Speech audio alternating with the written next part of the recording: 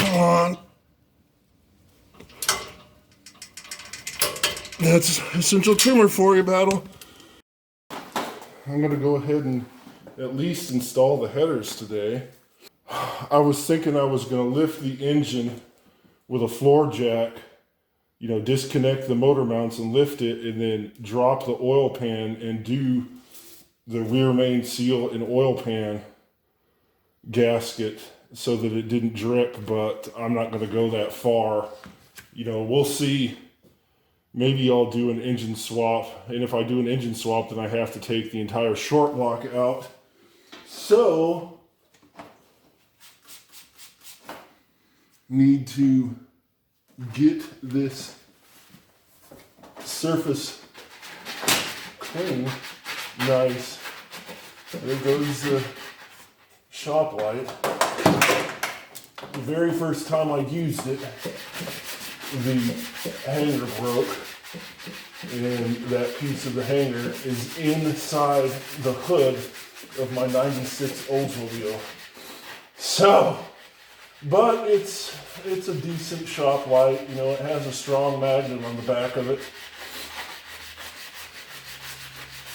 I had gotten some shop lights from Horrible Freight, and those quickly died. So this one is from the big box hardware store. It works okay, I guess. I have the car supported on safety stands, and then I have the hydraulic jack underneath the front still. If you're gonna be underneath a car, make sure that you use safety stands or ramps. Don't rely on a hydraulic jack. You know, those bumper jacks from the days past are dangerous as all get out. But then my 2020 F-150 daily driver, it has a little scissors jack that is included with it. And even though it has that scissors jack and a full-size spare, that scissors jack is dangerous as hell. I had to change a flat tire on my daily driver, my 20 F-150. And as I was doing it, I was thinking, man, I need to keep a tripod in my car as I go around so that I could have gotten it on video and I could have posted it on YouTube. You know, for the guys on the truck forum, they would have thought it was cool. Can you see that, Battle? Oh, buddy, almost dropped the fender cover. I need to get new fender covers. I threw one away. This one is actually for the driver's fender, but I'm here on the passenger side cleaning off this oil filter housing mating surface. Let's see. Yeah, you can see that. So I'm getting it there, Battle. A little bit more cleaning to go. I actually need to pull the radiator out of the car because I want to replace it. This one is the, you know, radiator that was in the 71 when I bought it. And it leaks a little bit. It's the one I installed to get the 71 into the shop after the parts store cheapie exploded. I did get warranty on the parts store cheapie, so I have a new one, but that is definitely not going to go into my 71. In fact, I have a parts store cheapie in my Bonos truck, so I need to get a good radiator, either get these original ones record or get a good aftermarket aluminum one for not only the 71, but my Bonos truck as well. I've got a blanket along the inner fender of the 71 to hopefully protect the header, and I'm going to put the header in from the bottom side and then just let it sit there. And then we are going to have to do the oil filter housing. All right, I got it sitting underneath there. Let's see what it looks like from the top side. Here's the oil filter housing. All right, we have the header sitting in there. There's one collector bolt attached loosey-goosey, and I tested from the bottom and it looks like I can get the oil filter housing in.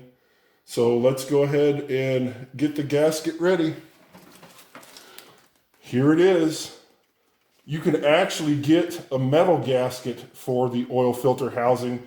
That's the way they came from the factory. But I've had this fiber Felpro gasket for an age waiting for the engine on the stand. But since that one is just sitting on the stand, we'll go ahead and use it here.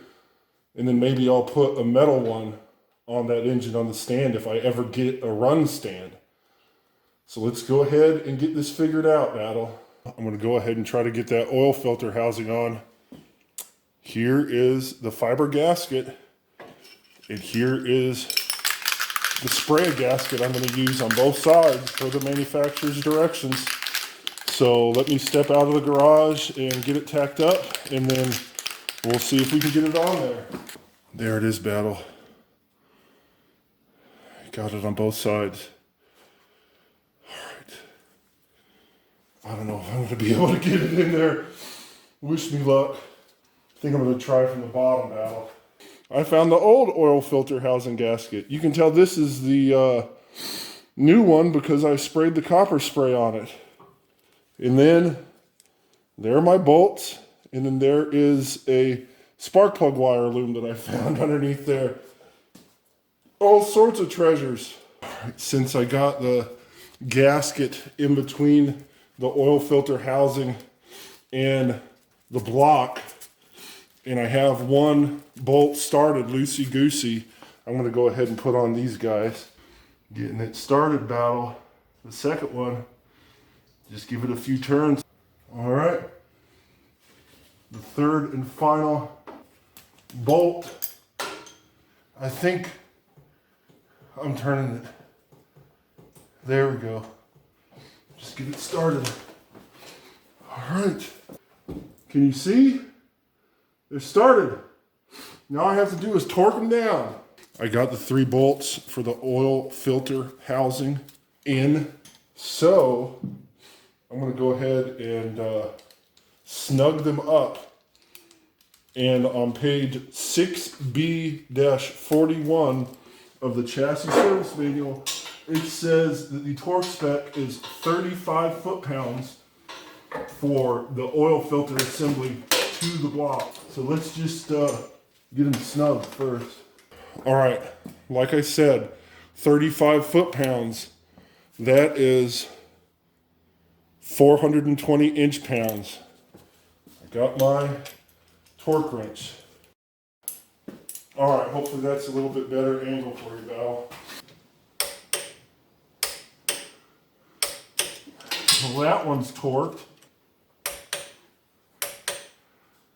That one's torqued. And that one's torqued. I was trying with like 14 inches of extension and I should have used no extension. So the oil filter housing adapter is on. The header is in there loose with one bolt.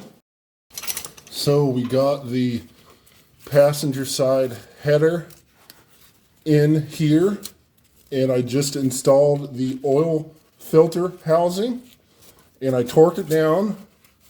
So here we are on the passenger side of the 71. Like I had said, I got one of the collector bolts loosey-goosey. So let's go ahead and install the other 2 and then snug them down. See if I can do it. There we go. That one was deceptively easy. There it is. It's sort of out of the way. I can't see it. I don't know if you can see it, Battle. There we go. Got it through. There's the nut. And there it is. I thought to myself, I guess I can leave it loose, but I'd probably forget. The collectors were torqued tight when I loosened the headers from the heads. I had looked there on 4B-41 in the factory service manual, and it said 15 foot-pounds for the exhaust manifold to head. Let's see what that is. I have this set to 15 foot-pound. That's 180 inch-pounds. There we go. I don't think that's too tight.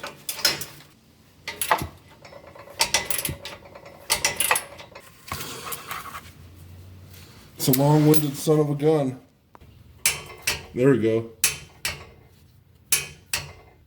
15 foot-pounds. And the last one is going to be cantankerous. I feel it. There we go. 15 foot-pounds on each of the collector bolts. So that header is in here, ready for the head. Okay, here is the driver's side header. And this is the driver's side of my 71 Oldsmobile. Here are the 3 collector bolts. So we need to put the header in from the bottom. We need to get it into the exhaust loosey-goosey. And then there is a battery cable that needs to go through the collector of the header and onto the starter. So we'll get her set up. Let's get to it, battle. All right. And go in from below. All right. Got it sitting down there. Pull it on up. Carefully. And brake booster out of the way. Out of the vacuum line for the brake booster. All right. And she's sitting in there loosey-goosey. This right here is the battery cable that goes underneath that collector. Let me get one of the collector bolts in so it doesn't fall out of place. All right, I don't know how well you're going to be able to see this battle, if at all. I don't know how well I'm going to be able to see this. Yep, that's it. Getting the battery cable attached to the starter battle. And I've only got like 8 degrees of movement, so I won't be able to use the ratcheting mechanism because these are horrible freight ratcheting wrenches. Guten tight. All right. Let's go underneath and get the last 2 collector bolts. Underneath the 71 driver's side collector. Need to get the other 2.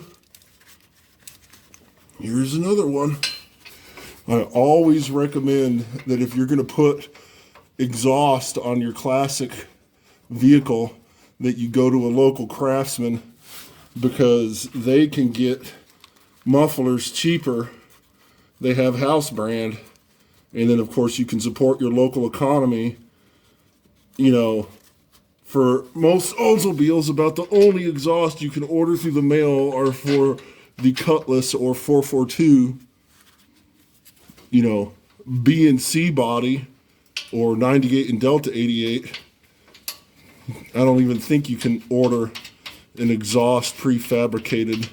But if you can, I'd have to say that the quality that you get from your local craftsman is going to be better than anything you can get in a catalog. But I'm biased.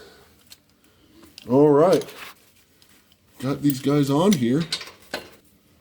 180 inch-pounds or 15 foot-pounds. Maybe. Anytime now. There we go. Once I get these tight, I can lower the olds. We'll do that transmission pan later. Come on, old 64. All right, one more left. Come on. There we go. Long-winded son of a gun. All right, let's go to the top and check out the headers, Battle.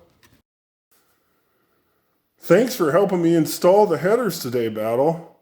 Next time we work on my Oldsmobile, we'll go ahead and get the heads installed. And then we'll install the rocker arm assemblies. Actually on the downhill slope now, Battle. We'll see if my parts come in for my bullnose truck. I got a lot of stuff to do videos on. Let me know if you would use headers in your classic Oldsmobile, or if you think they're just a pain in the rear.